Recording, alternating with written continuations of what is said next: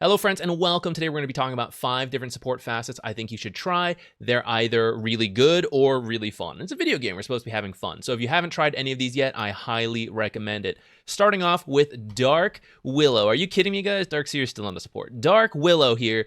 2 facets, but I highly recommend the Thorny Thicket if you haven't tried it already. Now it did actually just get nerfed in the 7.36a patch. It will no longer provide spell amp, but that's fine. What this facet does is it spawns extra brambles in the top, right, bottom, and left of the usual brambles. These brambles last for 50% of the duration, so 7.5 seconds compared to the 15 seconds of the typical brambles. There you go. You see that?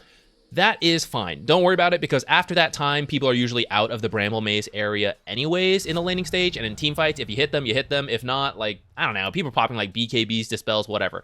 I think this is particularly good in the laning stage, which is what I want to highlight here.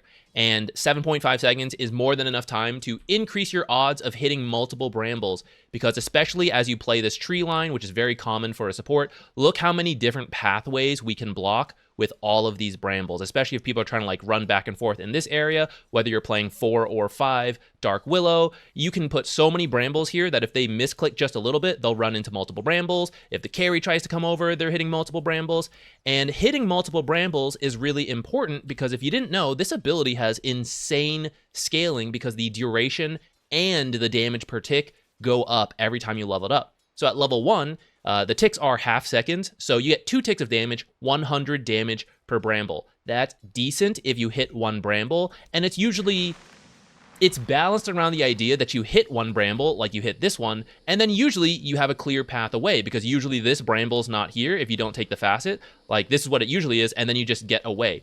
But now that there are those extra brambles, it's harder. Even after you clear 1 bramble, you still have to like finesse your way through the other things, which when you put it in the tree lines and there's trees in your ways, maybe there's creeps in your ways, it's very easy to accidentally step in other brambles. And so as you level this up, by max level, it's 325 damage per bramble. A little bit of a cop-out because I already made a separate video with more details. If you want to check it out, go ahead. But I feel like I gotta mention Shadow Shaman because the foul play innate ability plus the cluster cluck facet is just so funny.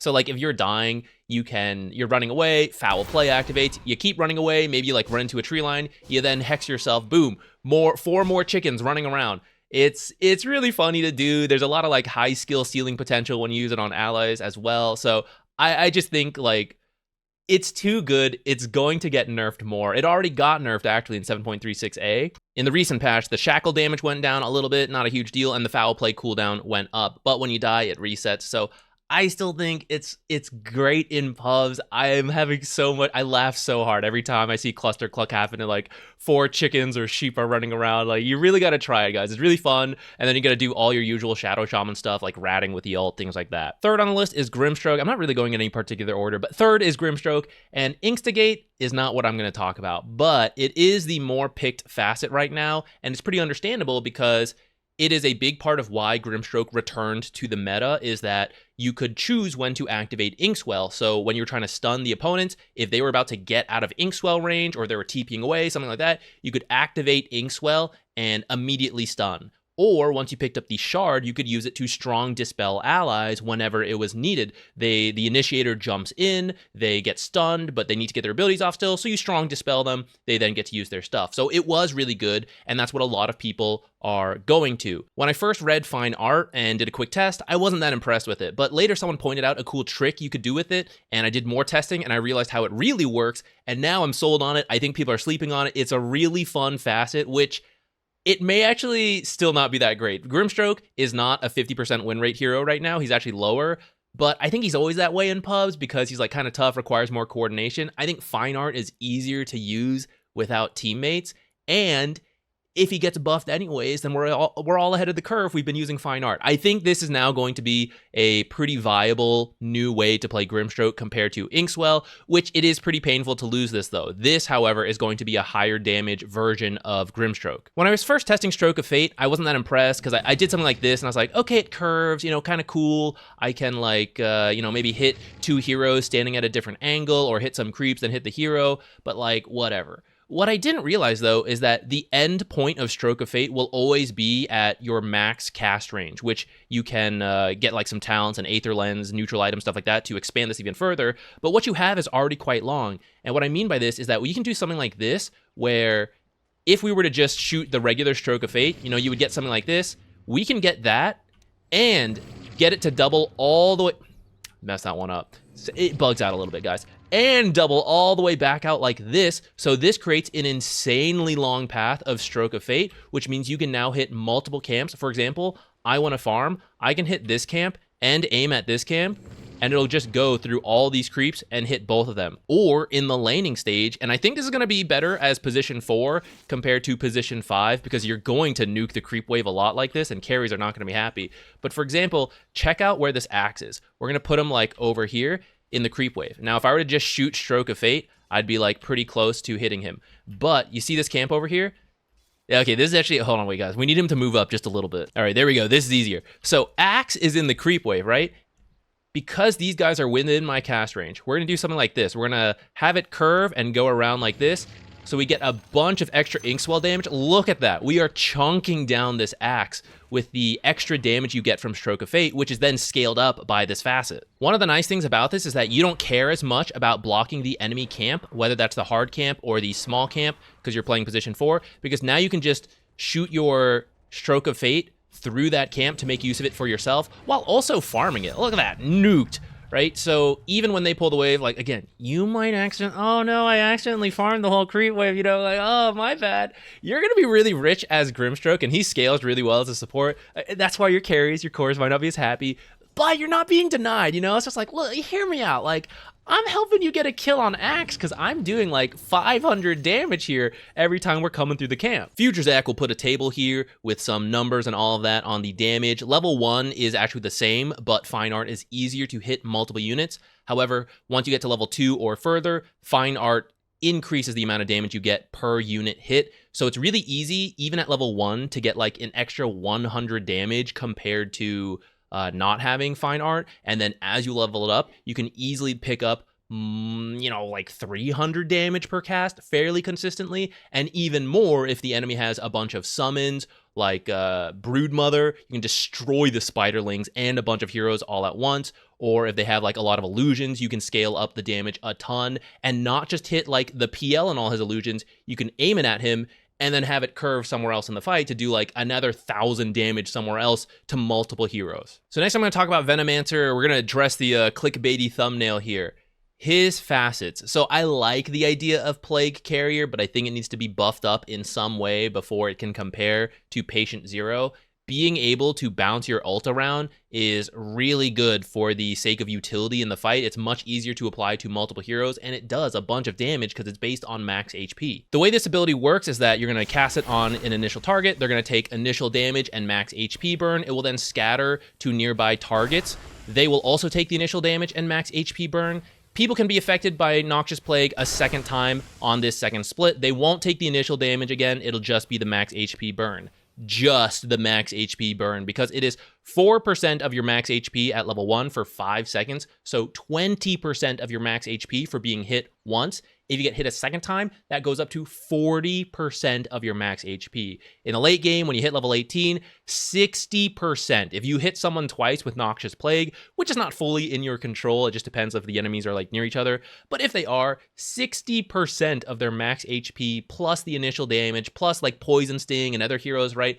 It is an insane amount of raw damage that is then affected by magic resistance, so it'll never look as impressive as that, but like the raw damage is there. It's really good, and I cannot in good conscience encourage you guys to play this hero right now. Instead, I actually recommend you ban it because it's bugged. The astute among you will notice that the first Monkey King took more damage than everyone else.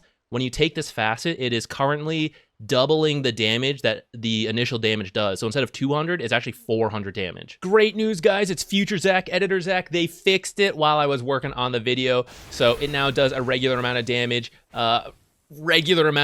I still think it's crazy damage, but it's not like a free AoE Laguna Blade anymore.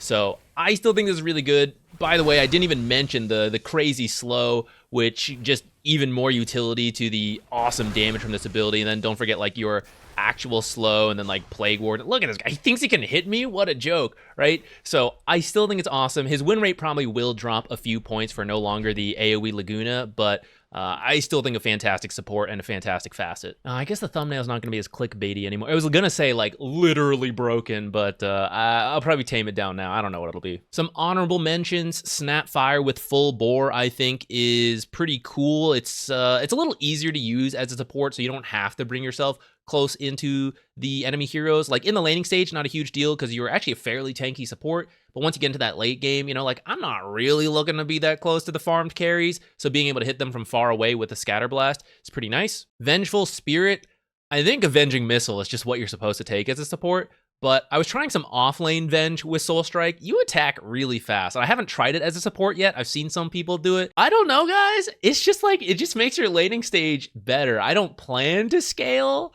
like a core using Soul Strike, but just the rate she attacks in is pretty fast. It's interesting. I feel like there's some cool stuff to be explored here that I have not fully dived into, but there's been some cool builds because it does whatever is ideal. Like Phase Boots gives her the melee bonuses. Orb of Venom would give her melee bonuses, but you could buy a Dragon Lance, and that is like ranged bonuses. So it does whatever is ideal. She can now buy like Echo Basher, things like that, which is why it's usually like core Venge doing this, but maybe a support Venge playstyle. Like we always talk about, oh, greedy supports who can scale up. Maybe this is it, you know? So I'm going to explore this a little more, but it's definitely fun to try. Speaking of scaling as a melee hero, so Lion, Fist of Death, I'm sure you guys have seen this. It's a really interesting idea that I've seen people explore as core Lion. I think support Lion, you know, he's supposed to do this one, but like, I want to punch people. So I've definitely seen the support Lion game where he gets pretty farmed and gets a lot of Finger of Death stacks. And it's pretty funny when I've seen it. I haven't tried it myself yet just because there's so many things, but I've seen it happen several times, and it's pretty fun. If you guys want to try it, you know, let me know how it goes. The last hero I wanted to talk about is Clockwerk. Expanded Armature. I have tried this a couple times. It's funny as all hell. So the way it works, I should just be showing you guys. So the way it works is that Cogs is now going to be larger, and instead of knocking people away, it can knock people back in, and it can actually also knock people away from the outside. You'll notice it did expand the size, so the downside of taking this facet is that technically he can hit one, and now he can walk between these to get away, whereas in the past, he would have to hit the cog several times while also dealing with your battery assault. So it is potentially easier for heroes to get out of here. However, they added something new to Clockwerk, which is that he can actually hit the power cogs and move them. So you can now do something like this, which if you're going to try, I recommend you get a Windlace because it's going to make moving around easier. You can, let me have this hero move by default. So while someone tries to get out of power cogs as a knockback, you can now like as they try to escape, you can potentially hit them with more cogs, knocking them back in.